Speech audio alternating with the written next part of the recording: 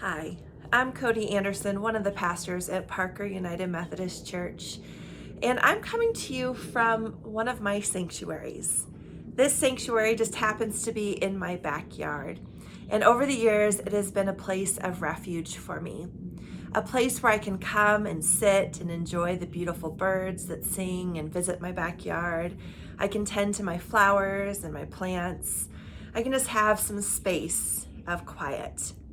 Now, obviously, when you live in a community, it's not always quiet, right? You might hear my neighbors while I'm sitting out here. You'll hear planes probably flying by. It's kind of like life. Life that gets so busy and hectic that sometimes it's hard to find a space for sanctuary, a space for rest, a space to reconnect with each other or with God. And yet we find these little moments throughout our days in which we can have a moment with God, a moment where we experience God's love in a new way. And so I hope you look for those sanctuary moments in your life. And one of those sanctuary moments that we get to have every week is through our devotions. Now, this last few weeks, Laura and I have been talking about questions and trying to answer some of the questions that you have about faith. I think that it is really important for us to acknowledge that questions are an important part of life. I remember when my kids were 2 and 3 and the questions were always why?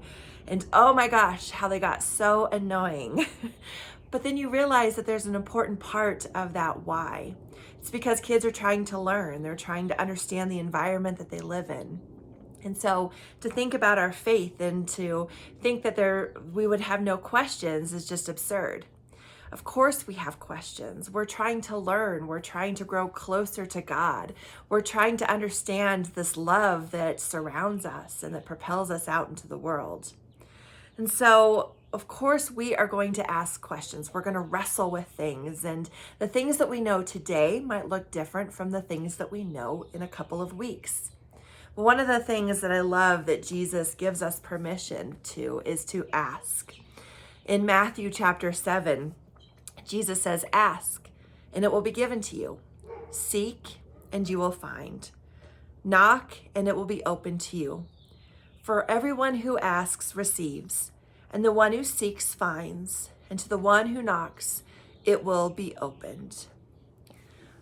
That is such an important scripture for me because it says that if I ask, if I seek, then I will find. Now, I might not find the complete answer, right? I might find an answer that makes me go down a path to try to find more answers. But if I seek God intentionally, if I ask questions and I wrestle with God, then I'm able to understand a little bit more and a little bit more, and it allows me through this journey. I think sometimes we are ashamed of the questions that we have, especially about faith. But faith in its very definition is something that is not tangible, that is not something that we can necessarily explain or see.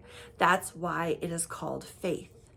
And so it is important for us to recognize that we have questions. It's important for us to find places of space that we can be vulnerable with one another, that we can ask the hard questions, that we can say, you know what, I just don't really get this. We've talked about some of those questions that I often hear. You know, why does God allow bad things to happen?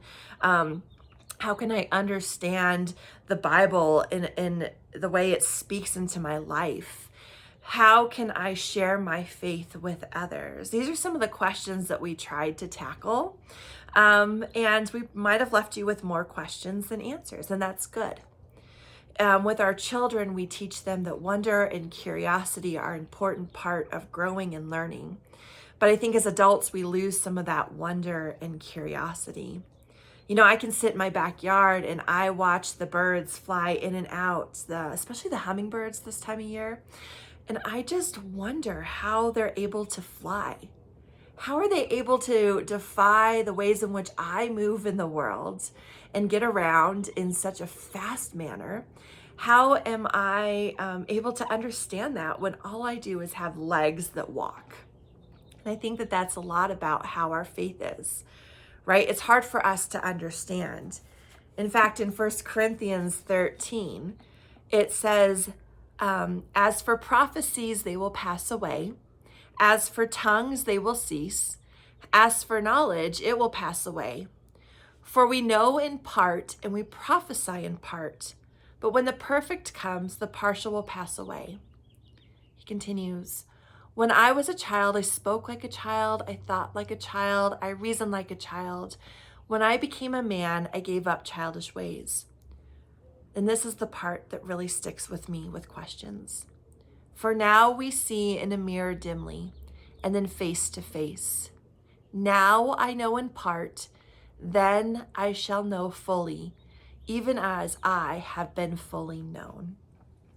So on earth, we can only see a little bit. It's kind of like the smoke and the haze that we have the last few days here in Colorado, right? Here we can only see a little bit. We can't see the mountains that are beyond the haze. We know that they're there, but we don't know exactly what they look like because we can't see them right now fully with our eyes. It's the same with our lives. We journey through this life and we see dimly the reality of who God is, the reality of God's presence at work in the world, the reality of the way in which God is working in our lives and calling us to love. So we can only see so much here on this earth. Now I know in part, but then I shall know fully, even as I have been fully known. You see, we don't always have to have all the answers, as long as we have our faith and trust in God. The faith and trust that we are fully known and fully loved just as we are. And that faith that calls us into something more, something bigger than us, calls us into this world of love that we can't always see, but we can see glimpses of around us. And we know that we are called into that work. So my friends, I encourage you to be authentic and vulnerable with your faith. It's okay to ask questions. In fact, I think that as we read scripture, it's encouraged for us to ask questions. That doesn't mean that we will always know fully in this life, but we'll see a glimpse, like a mirror where we can dimly see our reflection, or like a hazy Colorado day where we can just see the outline of the mountains, but not see them fully. If we are able to ask questions and be vulnerable, God will meet us in that vulnerability. And the beautiful thing about that is the way in which others then are able to be vulnerable in their questions, to be authentic in their faith. And that allows for a space to be able to grow and to flourish. So my friends, as my hummingbird has just joined me here in the yard, I pray that you get glimpses of seeing God at work in your life, that you get glimpses of how God's love is at work in the world, and that you find those spaces to be vulnerable. And as you seek, that you will find. As you knock, the door will be open to you. So let us continue to find those moments of space in our sanctuaries where we get a glimpse of God at work and maybe able to understand just a little bit more how much we are loved and how we are called to love in this world.